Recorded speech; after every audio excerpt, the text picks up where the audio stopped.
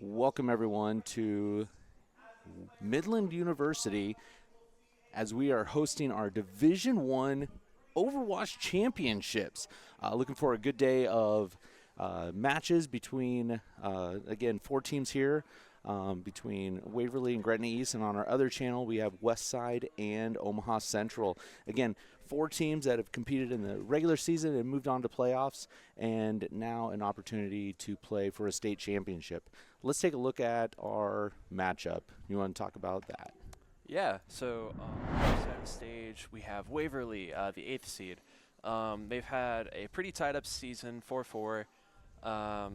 They have, let's see, we have Lauren Culver, a junior, Martin Colland, senior, Colby Kempton, a freshman, Morgan Doman, a sophomore, and then Tyson Brokennicki as a sophomore as well. With 2 subs, Connor Frey, a sophomore, and Maddox Okinga as another sophomore. On the right side of the stage, we have Gretna East as the 4th seed.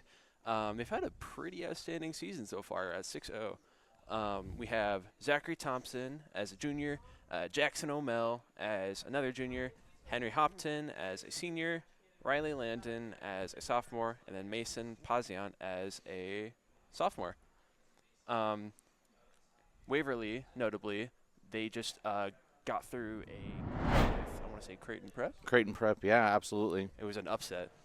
Completely unexpected. Yeah, so again, Waverly coming in as the number 8 seed, upsetting the number 1 seed, and again, now it's fighting for a chance here at the state championship. So we're going to jump into our match. It looks like we're got the invite accepted. And we're going to cut there. So the first map that we see, do you want to talk about that and maybe explain what a control map is? All right, so we're going to be starting out on Lejong Tower. This is a control map. Control maps, they're usually 3 points. Teams will start out on, they'll be randomly selected to go into like one of the 3 maps. Both teams will try to capture the objective, and it'll tick over time till it gets to 100%. And usually whoever gets to 100% first wins. And then it's best of 2 from there.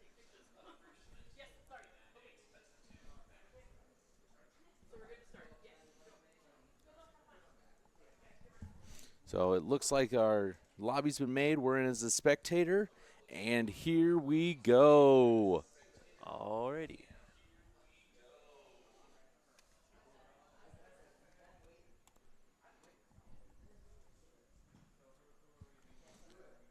I'm going to get us some audio because we don't seem to have audio, game audio at least. There we go. That sounds better. You're still not going to hear the game audio in your ear, but we'll hear it through the stream and in-house. Got it. So those watching in the audience, don't be afraid to. If you see something good happening, cheer it on. And those of you on stream, go ahead and type in that chat. All right, super excited to get into this. I have a little bit of experience watching Gretna because I'm personally from Gretna myself. This is kind of my, not a rival team, but Gretna East. Looks like we have pretty different comps going into this. I think Gretna East is playing a more traditional brawl comp. And they're getting to point a lot quicker now because they came out on Symmetra with the teleporter. Teams are meeting right now. Whoa, really early trade from Gretna. Queen is walking in.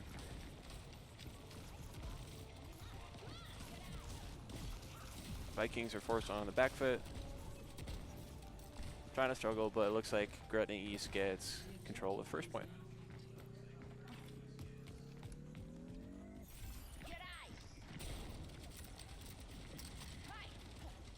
They're also leading in ult charge as well, which will be good going into this first fight, or the second fight. Just taking poke right now.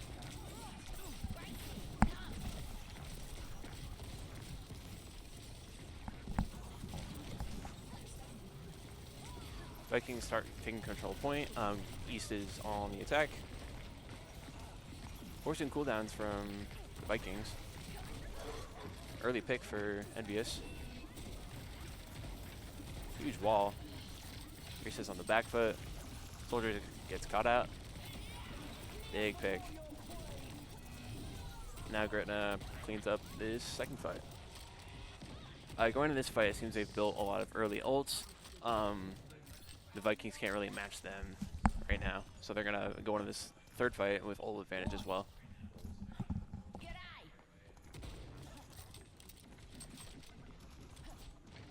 Really interested to see what this Venture's doing. Queen's taking a lot of poke. Huge wall. How will Gretna respond? Alright, Vikings are walking in. Forcing ults. No picks. Huge. It's just a big ult fight.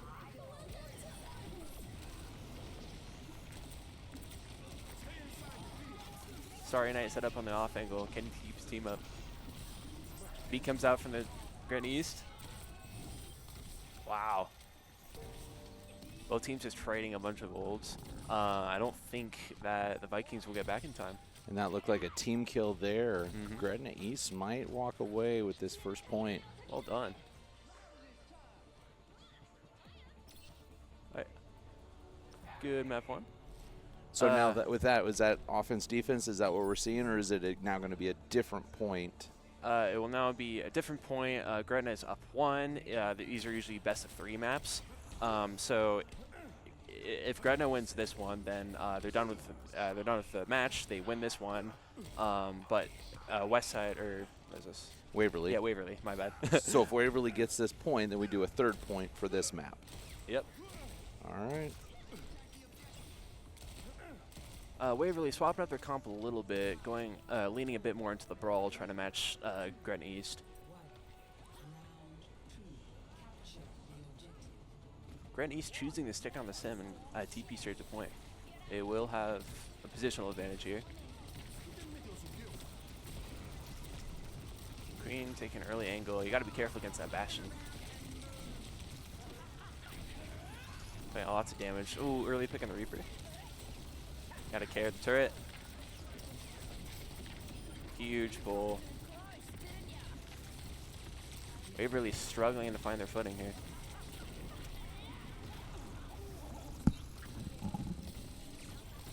Another wall. Putting lots of damage to this Malga, but he just won't die. Oh, let's see if he... No. That's huge for Gretna. So now Waverly has to wait an unfortunate amount of time to get their Malga back, to get their tank back. As the timer ticks up for Gretna. Enemy is fishing for knives here. Can't quite catch anyone. Waverly making the correct decision to walk right. The Reaper is alone on point. Barely survives.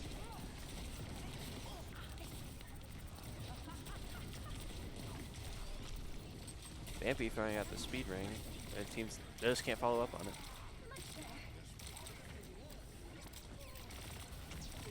It's another wall from blue.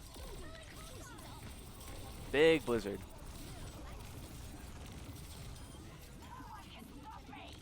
Seemed like that split Waverly, and now they're just left fighting for scraps. Malga's trying to make something happen on point. Just can't make it. Let's see if Vampy survives here. Just barely. Going into this fight, the ult economy, or the ults seem pretty even. I would say that Waverly, if they play their cards right, can definitely pull this out.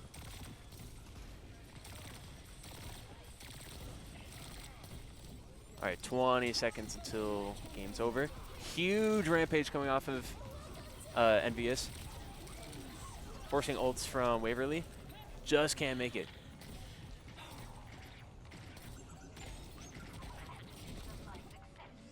We see VinLab and Lucio trying his best to touch. Trying their best to touch. Can they make it in time? No, not quite. And that'll be a map 1 win for Gretna.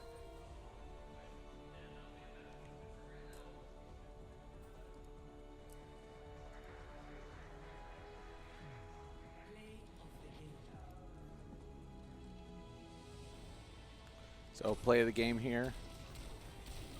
Gretna needs some big kills. Huge blossom. And picks the last one there. I think ended with the team kill.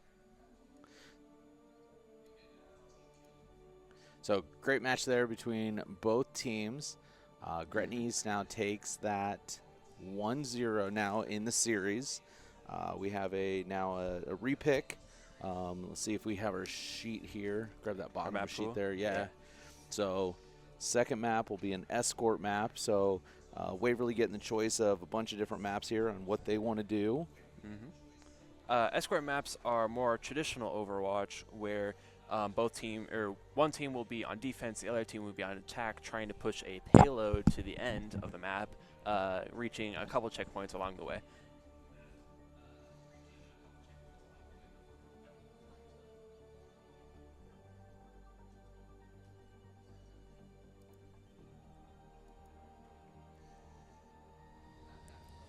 Both teams are going through drafting maps right now, seeing what they want to pick, what's most advantageous for them, what they feel comfortable on.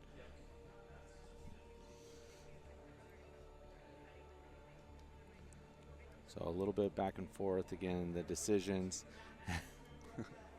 It's kind of fun to see, you know, even though they're sitting in the same arena, these guys are still, you know, chatting back and forth in the chat.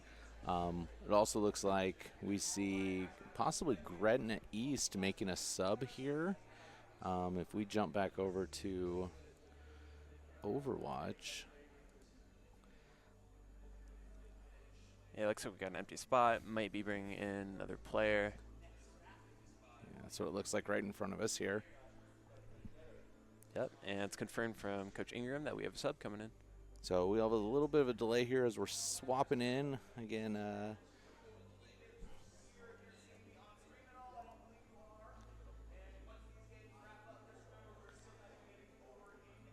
so let's talk you. You went to Gretna, Yeah. graduated last year, and then now you are. Now I'm a player for Northwestern College. I've had lots of fun there so far. Collegiate Overwatch is definitely a lot different from my high school days. I miss my time at Gretna, not going to lie. Not to brag, we kind of had an all-star team. You guys did have a very good team. You guys went down to Texas and had a match. You were part of that team, and really good career. So I guess what's different? What's different now between playing at Gretna and playing at Northwestern? Well, at Gretna, it felt a lot more casual. I will say that we had coaches. I was very privileged. I had coaches that were a bit more demanding than like most high school coaches that kind of kept us up to a certain like level of standard. But now in college, I feel like that's exemplified a lot more. I have a coach who we have a very rigid schedule, you know, and if you don't make it, then you know, you're gonna have I guess a little bit of punishment. But collegiate Overwatch is very. I mean, I'm very blessed that like I have coaches and people around me who kind of like push me to do better, and it's a lot more. Some people say that esports like isn't like a traditional sport, but it is a lot of practice. We put tons of time in. We even like work out 2 days a week, which is super fun. Right. So I mean, it's not just again video games that people think. I mean, you guys are doing workouts. You're doing stuff. I mean, you guys are literally almost doing big transition there. Apologize. You guys are literally doing what they do I guess for sports sometimes. So a lot of times we're held to the same standard as like any other team at the college, so which is crazy to think. So well, congrats for again a good high school career, and thank you. Good luck as you continue your collegiate career. So we'll jump in here again. What map do we got? Here we have Route 66, one of the oldest maps in Overwatch. So again, you said this was an escort? Escort, yeah. So we're basically pushing a payload towards the end of the map. There will be 3 different points along the way, or 2 points along the way, and then a final point. It seems like Gretna's starting out on defense. They're going to come out on quite a pokey comp. They have lots of sustain in their support line. Normally, most of the time, you'll be having a main support and then a flex support who both kind of do their different things. It's more of like an antiquated term. But having flex support or 2 flex supports is a little risky.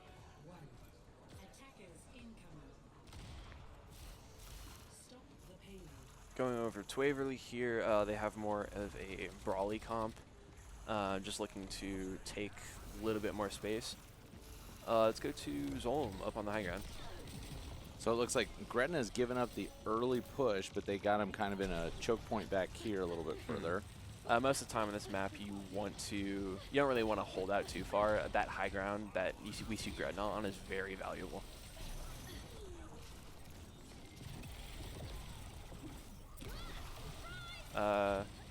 Waverly just looking to take poke right now, try to build ults. A lot of times on attack, when you're stuck in a choke like this, sometimes you just want to like build ultimates to try and break through at some point. Zolm making their way on the high ground here. They will be punished out. Waverly just getting space by space, inch by inch. Envy is getting forced out, forcing a lot of defensive cooldowns. Looks like we're going to catch Dr. Cliff here. Huge flank, but doesn't quite make it. Now Waverly's left at a disadvantage. Do they run while they still can? Or nope. Getting caught out by Envious.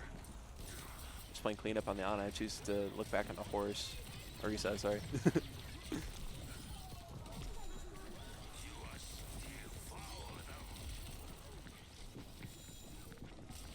Waverly getting a surprising amount of distance here. It's quite... Gretna had like, they were pretty lax on how much they wanted to contest. So Waverly got a ton of cart space there. Going into this next fight, it looks like Gretna has a lot more ults coming up.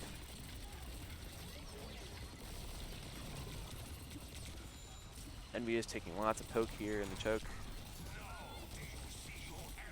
Forcing lots of resources from his supports.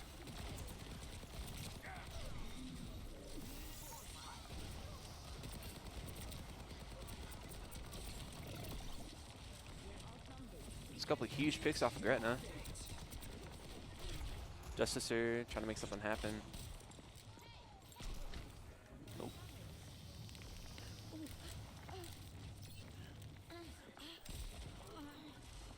Alright, if I was Gretna here in this situation, I see that I have all 5 of my ultimates this fight.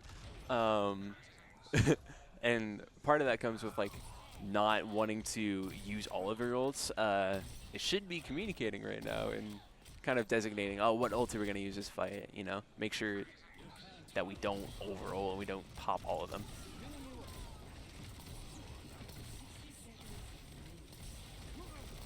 Envy is taking lots of poke here on the comp, or on the cart. You see a couple ults coming out from both teams. Oh, huge lamp to save Envious. And that's another Gretna victory. Or Gretna win for this fight. Yeah, so Gretna really holding it here, not letting Waverly push any further than this choke point that they've set up. Like you said, still holding this high ground. Waverly is making a couple swaps to their comp in the last 30 seconds, see if they can find something that works. I really love where Starry Knight is on this high ground. He's set up with his window. Oh, huge lamp again. Here comes the window. Starry Knight gets picked out quickly. Both teams are even right now. Gretna eking out a couple more elims. Justicer alone on the cart. Now his character that he's playing has a lot of self-sustain, so he should be able to keep himself up while he waits for the rest of his team. That also allows Gretna to come back. Going into a dry fight, no ultimates. Justicer making the offensive. Ooh.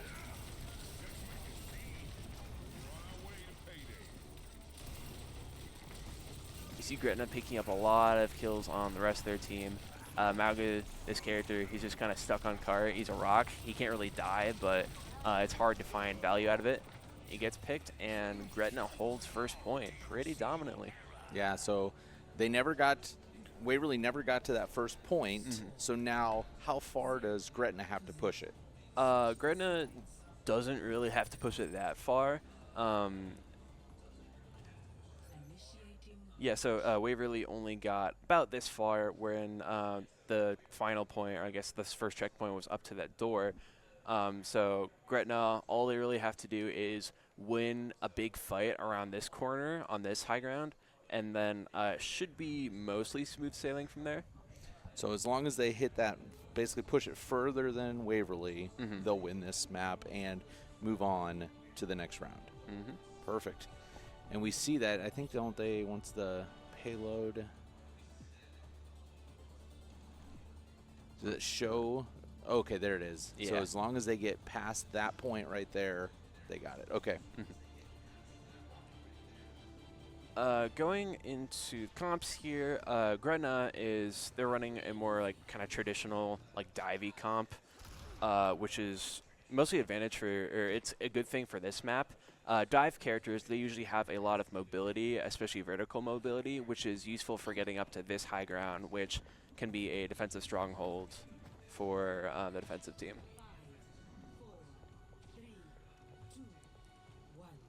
All right. Start out watching Echo on the Genji. Genji's one of those characters that he's a dive character, like I said, who has lots of vertical mobility, who's able to get in on really quick, have lots of vertical mobility.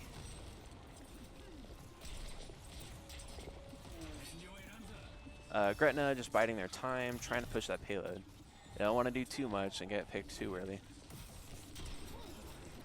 So push the payload, get a little closer. Gretna getting on the defensive, but Echo gets caught out. Forcing a lot of cooldowns. Waverly on the back foot.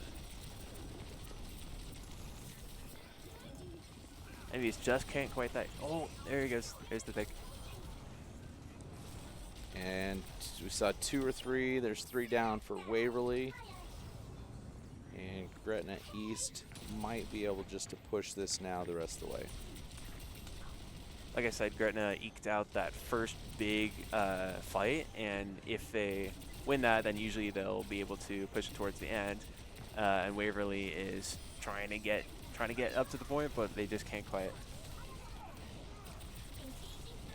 You see Envious just holding this high ground, not giving Waverly any space. It seems like Justicer is going to get bursted down on point. And that should be another win for Gretna.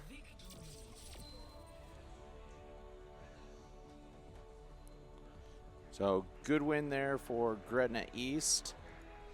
We'll jump over here and watch play of the game. We're seeing that from Blue.